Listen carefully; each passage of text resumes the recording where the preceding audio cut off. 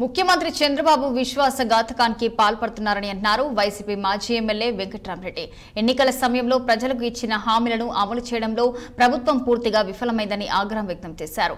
అంగవైకల్యంతో కదలలేని వికలాంగులకు కూడా పెన్షన్లు తొలగిస్తూ రాష్ట్ర ప్రభుత్వం ముఖ్యమంత్రి చంద్రబాబు విశ్వాసఘాతకానికి పాల్పడుతున్నారని విమర్శించారు.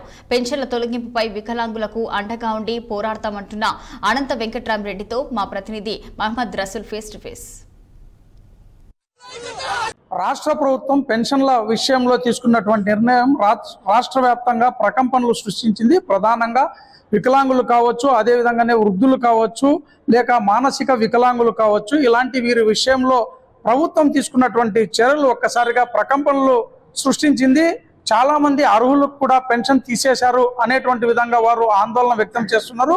ఇదే అంశంపైన మన చెంత మాట్లాడేందుకు వైఎస్ఆర్సీపీ అనంతపురం జిల్లా అధ్యక్షులు మాజీ ఎమ్మెల్యే అనంత వెంకట్రామరెడ్డి ఉన్నారు. మరిన్ని వివరాలు ఆయనతో అడిగి తెలుసుకుందాం. సార్, ప్రభుత్వము ఎన్నికల ముందు చాలా స్పష్టంగా చెప్పింది, పెద్ద ఎత్తున పెన్షన్లు ఎక్కడ ఎవరికి లేకుండా అన్ని విషయాలను అన్ని రకాలైనటువంటి పథకాలను కొనసాగిస్తాం అనేటువంటి విధంగా చెప్పింది. అంతేకాకుండా పెన్షన్ను కూడా పెంచి ఇస్తాము, ఎవరు భయపడాల్సినటువంటి అవసరం లేదు, అనేక పథకాలను ప్రజల కోసమే పెడుతున్నామని చెప్పి. మరి ఈ రోజు రాష్ట్ర వ్యాప్తంగా వృద్ధులు కావచ్చు, వికలాంగులు కావచ్చు ఆందోళన వ్యక్తం చేస్తున్నారు, ఆత్మహత్య ప్రయత్నాలు చేస్తున్నారు. మీరు ఏమంటారు సార్ దీనిపైన?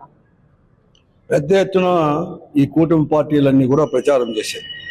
పెన్షన్ కూడా అర్హతున్న వారందరికీ కూడా కొత్త పెన్షన్లు కూడా ఇస్తామని, ఆ పెన్షన్లు దాంట్లో కూడా 3,000, 4,000 రూపాయలు, అలాగే వికలాంగులకు ఇస్తున్న ఈ 3,000 రూపాయలు కూడా 6,000, 10,000, 15,000 కూడా పెంచుతామని చెప్పేసి పెద్ద ఎత్తున ప్రచారం చేసి అధికారంలోకి వచ్చిన తర్వాత, అధికారం రాకమునుపు జగన్మోహన్ రెడ్డి గారు ముఖ్యమంత్రిగా ఉన్నంత వరకు కూడా, అంటే దాదాపుగా 2024 ఏప్రిల్ మే వరకు కూడా 66,34,000 మంది పెన్షన్లు కూడా ఆ రోజు కూడా ఇచ్చేవారు.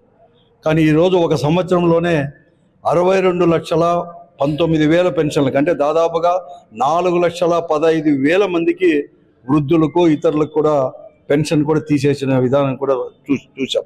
సార్, గత ప్రభుత్వంలో తెలుగుదేశం పార్టీ పాలనలో కూడా పెన్షన్లు తీసుకున్నటువంటి వారు మళ్ళీ ఈరోజు రీవెరిఫికేషన్కి దాదాపుగా 15-20 సంవత్సరాలుగా తీసుకుంటున్నారు. వాళ్ళకి మరీ రీవెరిఫికేషన్ అంటున్నారు. దీంతో కాలయాపన జరిగేటువంటి అవకాశం? కాలయాపన కాదు, అసలు రీవెరిఫికేషన్ నుంచి వాళ్ళకి వచ్చేదే కష్టం.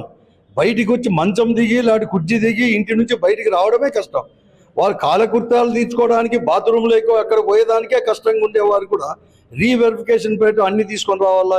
అది కూడా ఎండిఓ ఆఫీస్కి పోండి, మున్సిపల్ ఆఫీస్కి పోండి, యాప్ అక్కడ పోయి యాప్లో లోడ్ చేసుకోండి. ఇవన్నీ అంటే వాళ్ళకి ఏం తెలుసు పాపము?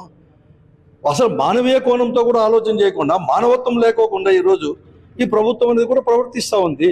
అది కాదు, కేవలం వారికి ఎగరగొట్టడానికి, వారి ప్రభుత్వం పడుతున్న భారాన్ని తగ్గించుకోవడానికి ఈరోజు ఈ ప్రజలకందరికీ కూడా అన్యాయం చేయడానికి పూనుకొని ఉంది ఈరోజు ప్రభుత్వం. సార్, ఉన్న పలంగా కొన్ని నిబంధనలు తీసుకొచ్చారు. 40% కంటే తక్కువ ఉండి 40% దాకా ఉండి 60 సంవత్సరాలు ఉన్నటువంటి వారు 4,000 ఇస్తాము వారికి అని అంటారు. మళ్ళీ ఈ నిబంధనలు ఉన్న పలంగా ఎందుకు మారినాయంట? అసలు ఫిజికల్ వెరిఫికేషన్ అనేది లేకోకుండా చాలా మంది కదలలేని వారు కూడా ఈరోజు కూడా, అంటే 10,000, 15,000 పెన్షన్ ఇస్తా అన్నది ఆ రోజు జగన్మోహన్ రెడ్డి గారు ఉన్నప్పుడు, అటువంటి వారందరినీ కూడా ఆ భారం తగ్గించుకోవడానికి ఈరోజు 4,000 పెన్షన్ చేయడానికి నిబంధనలు కూడా మార్చి ఫిజికల్ వెరిఫికేషన్ అనేది లేకుండా ఇష్టానుసారంగా తీసేశారు. వాళ్ళు ఇష్టారాజ్యంగా కూడా ఈరోజు వ్యవహరించినారు.